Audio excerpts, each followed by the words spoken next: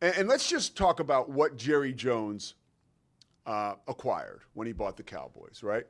There is no question it was an incredibly shrewd business move, right? I think Bum Bright, I know Bum Bright was the owner at the time. Jimmy, or Jerry, as far as having like huge money, didn't have like huge money, but clearly he had money, right?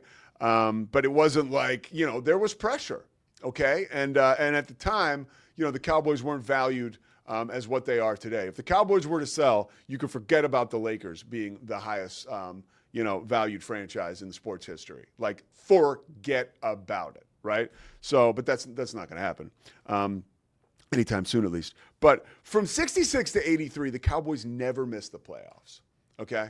Ever. Oh, no, they missed it 1 year. Sorry.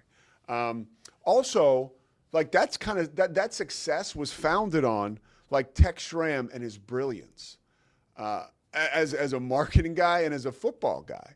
Tex Schramm works with Tom Landry, to the 4 Super Bowls. By the end of the 70s, going into the 80s, the Cowboys were seen sort of like how they're seen now, like around the country. Like they were this bright, shining light as far as like what success looked like. And honestly, it was really good for Texas, in my opinion, because as a kid in Philadelphia, I was like, what do they got going on down there?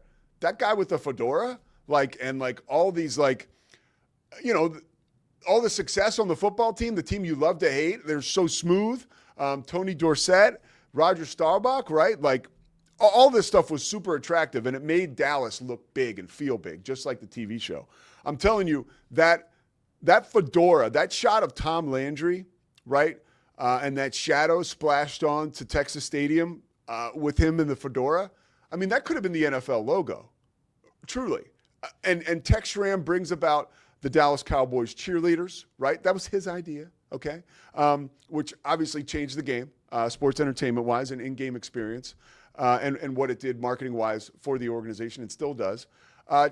Tex Schramm was the first guy to kind of understand / manipulate the media. He treated the media amazing.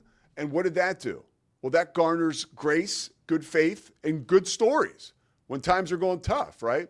And Gil Brandt on the football side, like almost was one of like the fathers of pro football and NFL scouting, okay?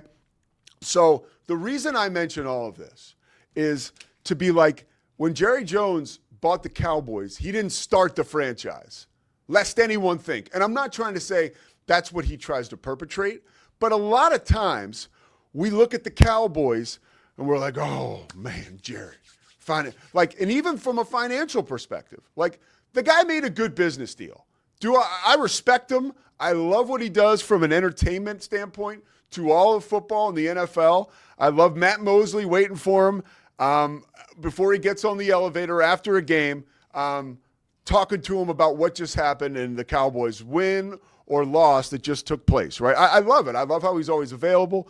And I do appreciate that he restored the Cowboys to prominence. But let's just not act like he invented the sport of football. That's all I'm saying. The Cowboys, the logo, the star, the franchise was all there and built before he got there. Was it down? For sure. Is it down now? Oh, hell yeah, right? So let's keep it all in perspective, because as we get into this documentary, which will be a documercial, which is fine, because that's really all we get now. But I would advise, if you want to know the real story, go look for Ed Werder articles. Go read, honestly, read Jeff Pearlman's book. Like, there's some stuff there that folks around the Cowboys will, to their dying day deny. I wouldn't read Skip Bayless's book. But there's a lot of nonfiction out there around the Cowboys that'll give you a pretty good feel for what really happened within the organization. That being said, I will sit there like a bump on a log with a big smile on my face and watch every goddamn minute of this thing and probably watch it again and again. So I thank the Cowboys for this, but I also just caution folks to bring some perspective to the table And unfortunately, because again, I, as a card-carrying member of the Jerry Jones Apologist fan club, or club, I guess, I know this is probably going to spark like hatred from Dallas fans that are unsatisfied, and around the NFL, people might like kind of giggle that like, you know, there's Jerry again.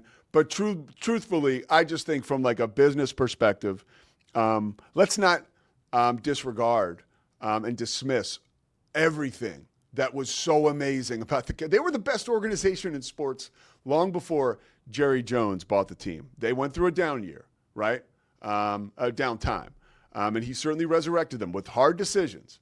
But now he's got them in a jackpot again with bad decisions. So that's my thoughts about this documentary before it even comes out. Yeah, and we're going to come back on the other side of the break. We're going to talk to a local superstar who made an appearance this morning on the Zach Owens Show. His name is Scotty Swingler, and he joins us next. The Pete Souza Show continues.